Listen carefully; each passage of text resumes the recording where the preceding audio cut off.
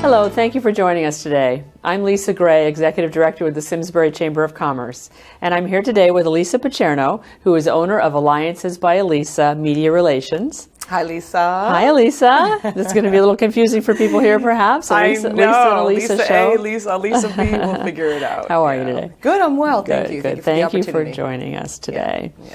So, Alisa, you help your clients do marketing through the media. Yes. And we hear that word marketing tossed around a lot. So give us Yeah. a definition of what you mean by marketing. So here's the misconception. A lot of times people equate marketing with sales, but no.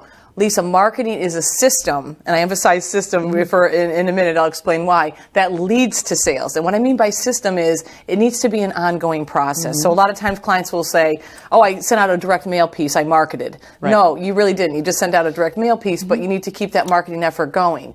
And again, the goal of marketing is to really entice and create a demand for your products or services so that your customers and your clients want to buy from you. Okay, got it. So marketing is that foundation, all those activities designed to tell your customer or client who you are, what you do, and why they need your product or service. Okay. And so you will help your clients, I imagine one of the first things that you do is help them put together a marketing plan. Absolutely, So yeah. what are some of the first steps in putting together a marketing plan? First step in creating a marketing plan, or any marketing effort for that matter, is defining who your target market is. That's my first question to clients and to businesses and company owners. Who are you trying to attract? Who is that ideal customer? And most of them know, but they haven't shaved down the layers to that target market point where it's really that core ideal person and those prospective buyers. And the reason why you want to narrow that down as low level as possible is because your marketing effort then becomes centered around that group of people, because they're your primary purchasers. So you want to know who they are, in all aspects of them, and you want to become the owner of that market. So defining who your target market is the first step in creating any type of marketing plan or larger marketing campaign. And I would imagine that's not necessarily an easy thing to do, because I can imagine you asking some clients, well, who are you trying to sell your product or service to? And they'll say, well, everyone. Exactly. So. Everyone. I'm like, well, since we can't hit all of them today, I'll say, let's narrow that down a little bit. And here's kind of my approach with that. First of all, are you targeting the personal or the business market? Okay. And if it's the personal, we get down into demographics. So for instance, how old are these people? Okay. What is their earning potential? Are they male? Are they female? Like those basic questions we need to know and define it as honed in as we can. If it's a business, how much revenue is it making? What's the SIC codes? Are they in any specific industry? Similarly, that's demographics. Then I also ask probing questions about geographics. Where do these people live? Where do your customers live? Are they, local? Are they statewide? If it's a business, do you have a national product with a national appeal? And then also psychographics. That's very important. Psychographics are values, attitudes, and lifestyles. And it means what's important to your customer. So is it family? Is it eating healthy? Is it a culture? Again, the more we can shave down that layer and if you vision it like a banana, I like to kind of give this illustration. Your market is like that large banana, but then your target market is you're peeling the layers and getting to the fruit. Okay, and that's really what you want to get to, and that's usually my approach when I'm working with a company. Okay. And there are a lot of different avenues that a business can go down in their marketing plan. Absolutely. Lots of different places where they can market and advertise. Yeah. What are some of the areas that you work with for a client, and what are some of the pros and cons? So once we define that target market as narrowly as we can, right, then we create, again, that marketing plan and that marketing campaign that we're built around that. Because, again, they're your prime purchasers, and that's who we want to attract. So there's several different methods that I employ. One is obviously public relations and publicity. One is advertising. Another one is direct mail. Another one is sales promotion, or I'd like to call that more like seminars, outreach that way. And of course, social media. So between those 5 elements, we create that promotional mix around which, again, we're rallying your target market. So starting with media then. Yeah. How do you work with your clients to help them market themselves through the media? So public relations is my favorite. And the reason it's my favorite is because publicity is essentially free advertising. So what this means is a PR pro, and this person could be in-house at a company, or it could be outsourced to a firm like mine. But what this PR pro is supposed to do is create stories about the particular business, and all businesses have many stories to tell, write it up in the form of a news release, so some compelling nugget, maybe a background, a history of how the company was started, or a new product or new service or something like that. build a news release campaign around it, write a news release, and send it out to thousands of media contacts. So again, with publicity, you're sending it out to thousands. So I'm talking TV, radio, newspapers, magazines, and online. And then again, what the whole hope is that a reporter will pick up that story and either interview that company owner or write a story about them, in which case it's no extra expense to the company owner, but yet their message is broadcast to thousands of impressions in a much wider audience. So that's what I love about publicity. And chances are, when you're watching the TV newscast at night, you're turning on the radios, you're zip-zapping to your various meetings in the course of the day, you're picking up the newspaper. What you're seeing, what you're hearing, what you're reading has been pitched by a PR pro, similar to myself, or again, somebody in-house. So I think that's a fascinating statistic. So it is. And I know personally there have been many times when I've been watching the news, like you said, and I'll think, that made the news? Exactly. It's amazing some of the things that they'll actually pick up and put on there. Well, it's the behind the scenes. Again, reporters, editors, they're not omniscient. They're not all knowing. So they rely on PR pros like myself to feed them stories. And hence, that's how I work with businesses and feeding them stories. Absolutely. Yeah, and so my point is you just never know what's going to get picked up. You never know what's going to be considered And it's the power of PR. And so here's the benefit of public relations and publicity, other than having that spray out to thousands of contacts, and members of your potential target market, The other benefit is, creating that aura that business has something going on. The editorial endorsement automatically elevates the image of the company, increases the brand awareness, and better predisposes that company for a sale amongst their target market, which of course leads to elevated profit levels, which every company owner likes and is So any tips for writing a news release that's more likely to get picked up? Again, all businesses have many stories to tell. Some examples are a business grand opening. Okay, something that you're involved in with the ribbon cuttings. That's always a good opportunity for a news release campaign. Maybe it's just a business expansion or a business buyout, perhaps.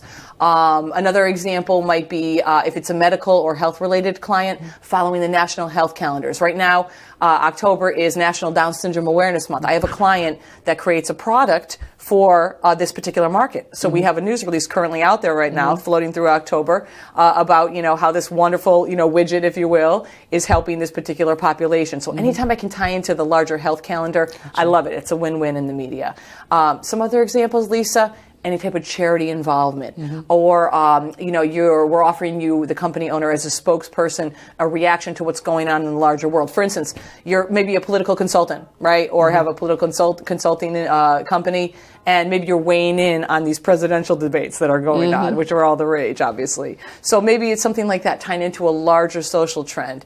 Also, in Connecticut, media love any type of celebrity tie-in. So, for instance, Angelina Jolie, she's found a new injectable for her lips, and this particular, dermatologist maybe in Simsbury offers that particular, service. So it's tying into, again, the Angelina Jolie connection and blowing it up. Don't everybody get all excited out there. I don't think there's any dermatologist in I haven't found that yet, but it's all right. That's treating Angelina Jolie. So celebrity, any type of celebrity tie-ins. Another good thing, too, is community outreach or charitable events. Again, the media love charity, so nonprofits, anytime we can tie into that. I have a for-profit client that does an annual backpack supplies drive every single August.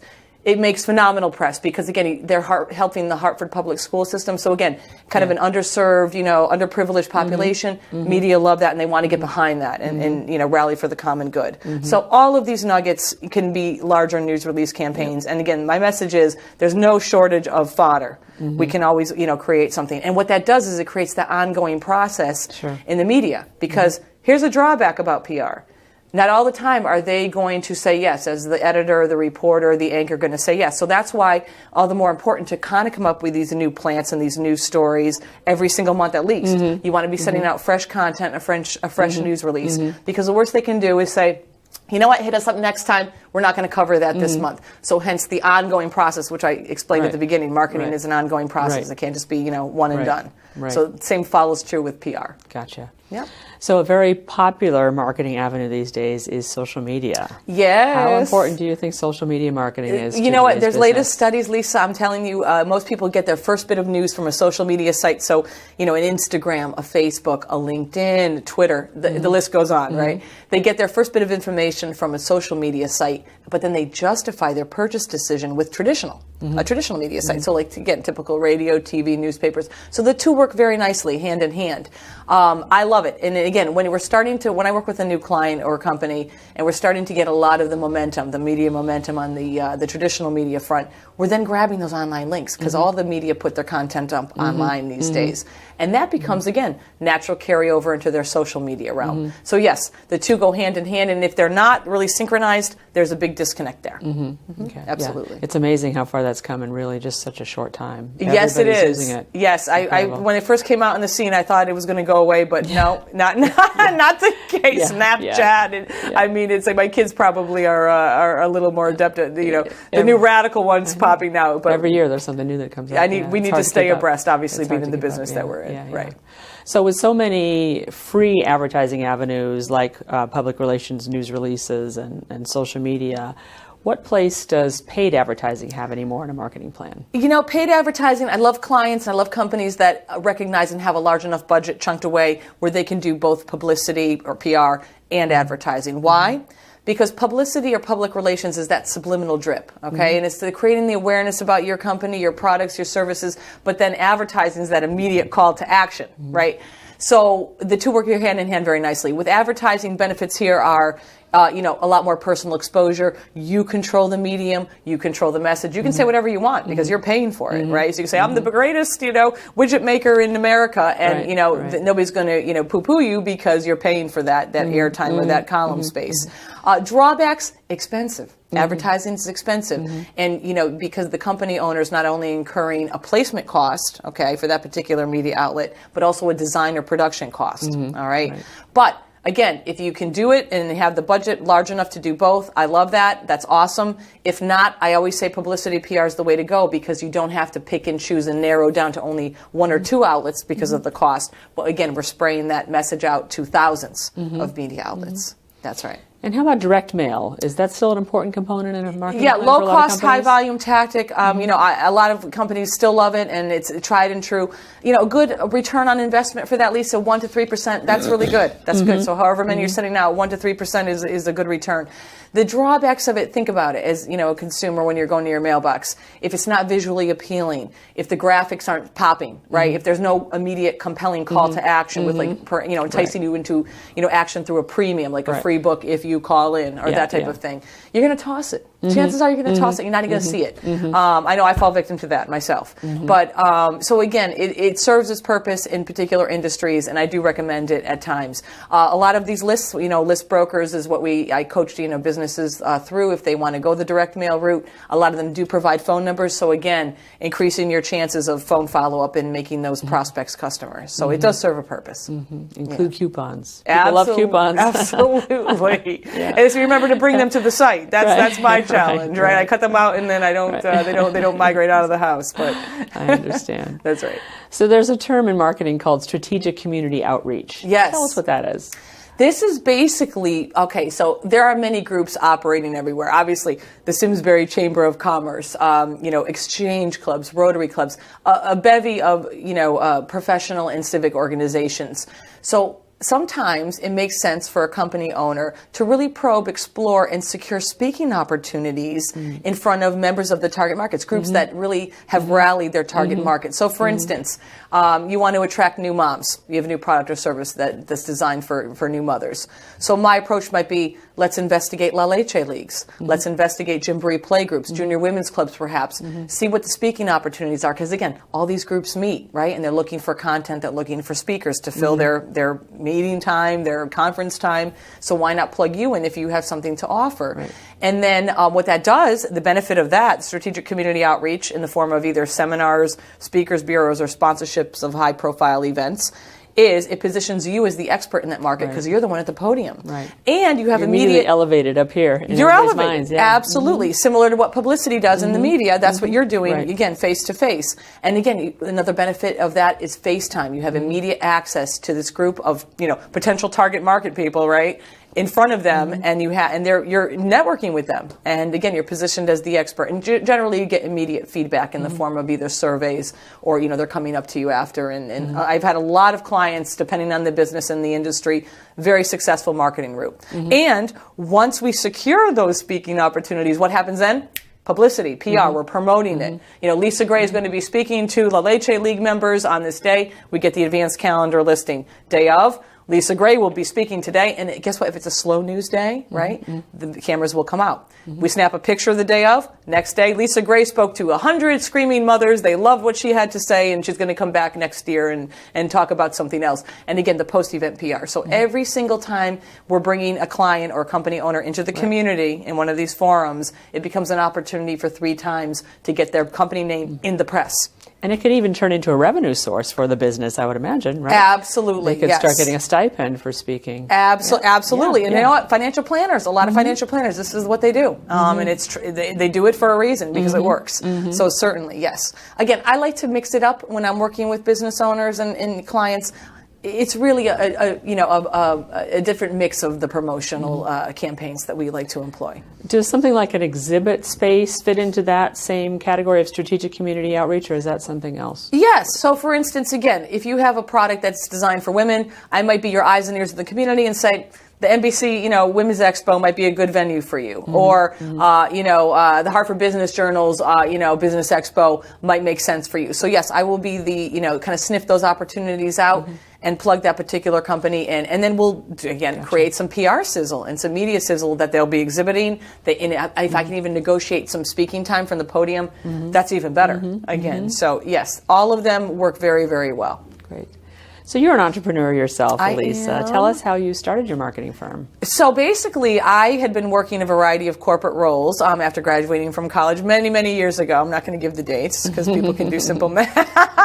However, I've worked for marketing agencies, PR agencies, corporate America, a variety of roles. And in 2002, I wanted to start a family and just said, you know what, now's the time to really spread my wings. And I always had my own designs about how things should be done in the corporate world, and said this is my time to be jump into and springboard into the entrepreneurial meadow and an ocean and see where it goes. And honestly, I immersed myself in networking groups similarly to chambers, business networking groups, and just was out there and just doing a lot of FaceTime. Again, similar to what I'm coaching clients to do, that's what I was doing. So I was practicing definitely what I preached, and I just built an organization from there. Now, I'm happy to say I'm a full spectrum media relations company, but it has been given me the flexibility to also be present as a mom, which is a win-win.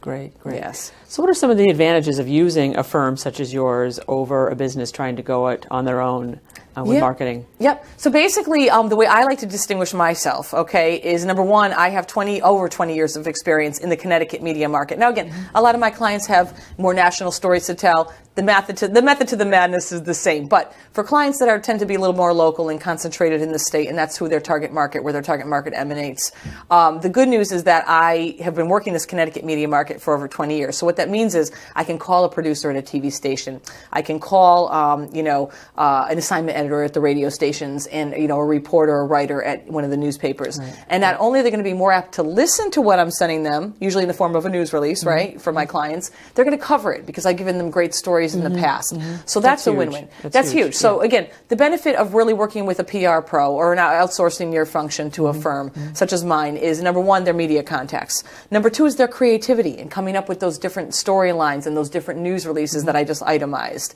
That's another big thing. So you're paying for their media contacts, you're paying for their creativity, and you're paying for their persistence to get your story placed and get you the media coverage. And again, I kind of operate, I liken it to the Terminator in my business. So once I send out that news release, I call it my smiling and dialing phase. I'm on the phone with that particular media editor, that outlet. Hey, did you get this news release from this company on this new product? Are you going to cover it? If not, why? And it takes that type of banter to really get things done. And then once we start getting the interviews and the media interest, my job kicks into prepping. I prep the host of the show. I prep the guest with talking points, which are basically sample questions and answers, so that there's no surprises, no surprises at all. Because here's the deal. Once you send out a news release in publicity and PR, that reporter or editor can take it and do whatever they want with it because it's fair game. We're sending it out. I have yet to have a news release campaign go renegade, rogue, negative, because what you're paying for is you're paying for that personal contact between the publicist and the particular media outlet. So I'm usually spoon feeding that particular reporter and making sure there's no surprises. Right, right. Yeah. And as you said several times, marketing is an ongoing process. That means it takes time. It takes time. And yes. a lot of businesses, particularly small businesses, don't have the time to run their businesses. Right. And put in that marketing effort that's required. Yep. They should be just focusing on their product and development, creating new products, new services, and not worry about the marketing. I always say, if you can, unless you have somebody in-house that's really stellar, and even then, I work for, work with a few different hospitals, and, they certainly have communications teams and a whole communications department, but I become their extending arm. So, where they leave off is where I kick in, and I can get the story usually placed a lot more efficiently and cost effectively than they could have. So, again, even if you have a dedicated person in that role as, your marketing person, marketing director, your PR, a person, typically you can still outsource and still get a lot more bang for your buck that way. Right. Yeah. Is there a particularly great campaign that you worked on that stands out in your mind? I do, and it's really timely because we're coming up on this event. Halloween, right? As we know, is in a few weeks, right? So a couple years ago, this is going back, probably a few years now. Blueback Dental, actually Blueback Square was my client, and Blueback Dental was an individual merchant. And a lot of times these individual merchants would approach me and say, Alisa, you know what? We need a little more customized attention than just the larger umbrella that you're affording through Blueback Square. So this was the case with Blueback Dental. They had just moved into Blueback Square. They were hidden. They were on the fourth floor of one of the buildings in the center. We're talking about West Hartford for anybody who doesn't know where Blueback Square is. Exactly, in West Hartford, right. And they said, Alisa, they said, since we moved here, they said, patients can't find us, much less, new prospects. I mean, help us.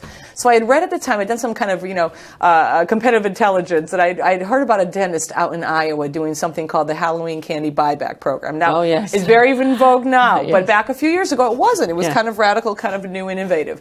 So I pitched the idea to them, and they said, we love it, let's do it. So my job was to promote the campaign, the fact that Blueback Dental, basically, the week after Halloween, kids could bring their excess candy to the Blueback Dental office, weigh it, and get $1, $3, $5 per pound, whatever. The first year they did it, it was $5 per pound, then they were running to the bank regularly, so they scaled it back the second year. But needless to say, it was a home run. And why was it a home run? Because it was a new program, it was an original program, and it was preserving kids' teeth. So I planted them everywhere. That week before Halloween, that particular year we did it, their inaugural year, the dentists were on all the major TV stations in the state. They were written about in all the major dailies in their area. They were on radio, and as a result of all that advanced PR that I had generated for them in the form of publicity, that Monday after Halloween, there was a line of kids, with their parents and their candy sacks, waiting to get up, on the fourth floor of that building to weigh it. What did the dentist do? I kid you not, there was a line.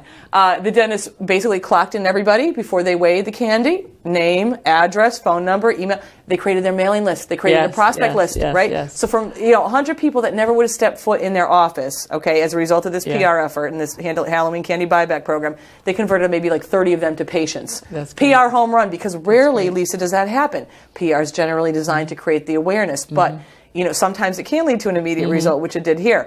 Then, let me just give you another quick example. After we got through the collection, they collected the candy for a week. I get a call from the dentist on that Friday. Alisa, we now have the patients to see, thank you, but guess what? We've collected 600 pounds of candy, so we can't, we don't have the rooms. The exam rooms are filled with candy. They're like, please help us. I said, no problem, guys. Here's what we're going to do. We're going to donate the candies overseas to the troops. We're going to give some chocolates to a local food bank, and we're going to stage a PR opportunity around the candy donation. And that's exactly what happened. Wow. What did we do it? We did it on Veterans Day, because right after Halloween is Veterans Day. It was perfect. Wow. Perfect. So again, that is amazing. When you're working with a publicist or a PR pro, you really are, again, their creativity is what you really want to tap into, and their ability to work the pitches deeply. So that was a PR home run. Again, rarely does that happen, but it can. And that's, again, the power of And are they still promotion. doing that every year? I'm not sure if they are, but other dentists have now, crept up onto the bandwagon, and I'm seeing more. In fact, one is a current client, and we are orchestrating it, and it's going phenomenally well. So it's just a win-win. That's a wonderful campaign. Great. Yes. We're getting a little short on time, but do you have a typical client that you work with? You know what? No, I don't. And here's the reason. I believe that every business has many stories to tell, and every business needs its own publicist, because there's so many stories coming hidden within the wall. Sometimes business owners don't even know until they start working with somebody like a firm who puts a fresh insight and a fresh spin on it, and can tie into all those different things like the social calendar, the health calendar. But no, I work across all industries. I work with everybody from individual entrepreneurs on up to corporations and everything in between, small business, family business, companies. So really any type of industry, any type of size can benefit from marketing, and should be marketing, because if you're not marketing, then you're going in the opposite direction. Yes, That's right. Excellent. Yes. Well, it's been great having you here today. Thank you, I think we've Lisa. all learned a lot. It was a lot of fun. So thank you. you so much for coming. Thank you again. And thank you so much for joining us today. I am Lisa Gray, I'm the Executive Director with the Simsbury Chamber of Commerce, and I've been visiting today with Alisa Pacherno, owner of Alliances by Alisa Media Relations.